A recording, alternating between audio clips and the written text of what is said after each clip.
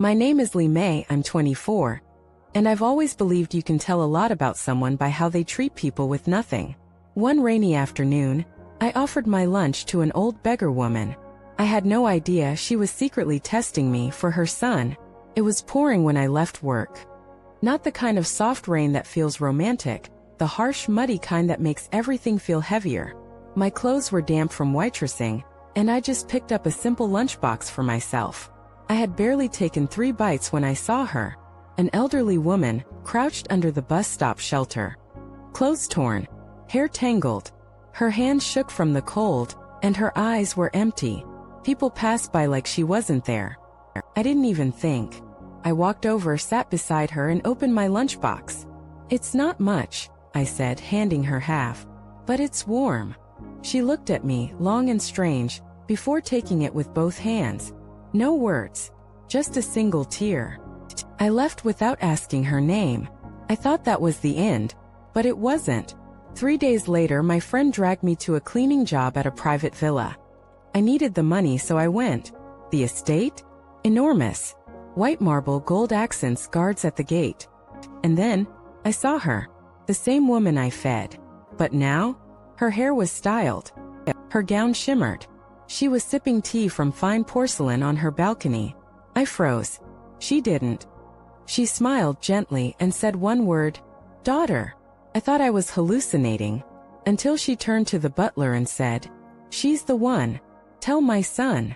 And in that moment, standing in borrowed shoes on a marble floor, my life changed forever. I stood there like the air had frozen around me. The woman I gave half my lunch to now had staff, servants, and a villa with gold leaf on the walls. What kind of joke was this? I whispered to my friend, "Are we sure this is the same woman?" "She owns the place," she said. "That's Madame Sue. Her son's one of the richest CEOs in the province." I felt dizzy. Madame Sue walked toward me, her heels clicking gently, hands folded. She didn't mock me, didn't scold me. She just looked into my eyes and said, "Only a girl who gives when she has little deserves to receive when she has much." I tried to speak, but my throat was dry. Before I could run, a staff member approached. "Madame Sue requests your presence for tea." I panicked. I wasn't dressed for tea, I was dressed to mop floors. But they didn't care. They brought me inside like I belonged. We sat in a quiet, sunlit room. She poured jasmine tea herself. No maids, no performance. And then she spoke softly. I disguised myself to test the character of the girls working around here. Too many chase wealth. Too many smile for money. She placed her hand over mine. "You didn't. You saw a person." That's when I heard the car outside. A sleek black sedan pulled into the courtyard. The driver stepped out, and in the back seat was a man in a tailored navy suit. Sharp jaw, confident eyes, cold at first glance but softened when he looked at her. She rose and said, "That's my son." I felt my knees wobble. She turned back to me, smiling. "And he needs someone who sees with her heart, not her hunger." That's when the door opened, and the man who stepped out didn't look like he needed a wife. He looked like he already recognized me. I wanted to run. There were at least 3 other women in the room, all stunning, perfectly dressed, clearly from his world. I was still in my work clothes. My apron still had soy sauce on it. But when he stepped out of the car, he didn't look at them. He looked only at me. His strides were purposeful, measured. Every step felt like a drumbeat in my chest. Then, before I could process what was happening, he walked right past the others, ignoring the whispers, the sideways glances, and stopped in front of me. "You're Li Mei?" he asked. I nodded slowly, heart in my throat. He reached out his hand. "My name is Suzanne. My mother says you gave her food without knowing who she was." I came to meet the woman who changed everything. The room went silent. Even the air seemed to hold its breath. One of the other girls scoffed softly. "I gave your mother money last week. 100 yuan. Madame Sue replied instantly. "And this one gave her half her meal when she had nothing to spare. Do you see the difference now?" I couldn't speak. Suzanne turned to me and said gently, "Will you walk with me?" I nodded. We stepped outside into the garden. Cherry blossoms floated in the air. The scent of jasmine surrounded us. He didn't speak for a moment. then finally said, "I've met women who loved my money, my power, my name. But you didn't even ask who she was. You just gave." I glanced at him unsure. Why does that matter so much? He smiled. Because my mother's not looking for someone to fit in. She's looking for someone to remind me what real looks like. And just like that, the man I thought was out of reach was now walking beside me, not ahead of me. For the next few weeks I thought I was living a dream. Suzian started visiting the noodle shop where I worked. He'd wait until my shift ended, then walk me to the bus stop like we were already something more than strangers. He never made grand promises, never brought flowers or jewelry, just showed up, listened when I talked, laughed at my terrible jokes, watched me like I mattered. But behind all that warmth, I felt eyes. Whispers followed me at the villa. "She's too simple, too soft, not so wife material." I ignored them, or tried to. Then one night Madame Sue called me into her private sitting room. No makeup, no assistants. Just her in a silk robe holding a photo.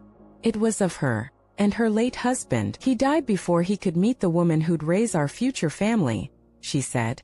I stayed silent. Then she handed me something else, a sealed envelope. Inside was a deed to a small apartment and a bank card. "I'm not buying you off," she said. "This isn't a test of greed." She looked tired, older somehow. "It's a test of will. If you stay, you'll carry this family's future. Its name, its legacy. There will be storms. And I can't always protect you." I stared at the documents, confused. "You want me to walk away?" She shook her head.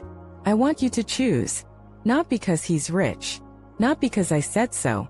But because even without him, you'd still stand." And then she added so quietly I almost missed it. "The last girl only loved his status. You loved my hunger." My throat tightened. I slid the envelope back across the table. "I don't need proof of love," I said. "I've already seen it in your son's eyes." She nodded. And for the first time, her eyes filled with tears. It was a quiet ceremony. No paparazzi. No designer gown. No glittering ballroom. Just us. A garden behind the villa. Rows of soft lanterns. A light breeze carrying the scent of jasmine. I wore a simple ivory dress borrowed from my coworker. Suzian wore a dark blue suit, no tie, just the gentle confidence of a man who knew he had chosen well. Madame Sue stood between us. No pearls. No posture. Just a mother holding her son's hand and mine. She looked at me, eyes softer than I'd ever seen them. "You gave without knowing. That's the purest kind of love." Then slowly she placed our hands together. "You fed me when I looked like nothing. Now you'll have everything." I felt the weight of it. Not the wealth, not the legacy, but the trust. Because she wasn't giving me status, she was giving me her son. And he never let go of my hand.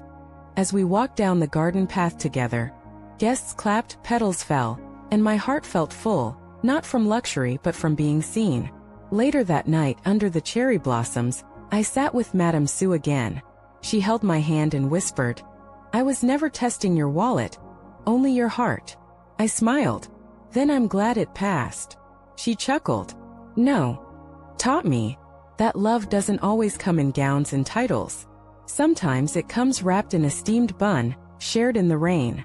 And now as I stand in the same garden each morning, feeding birds, sipping tea, watching Suzian read the paper beside me, I think back to that rainy day, when I gave half my lunch to a stranger, and unknowingly gave everything to my future. The smallest act of kindness can open the door to the greatest love. If you like this story, please like and subscribe. It's free, and you will be notified for our next story.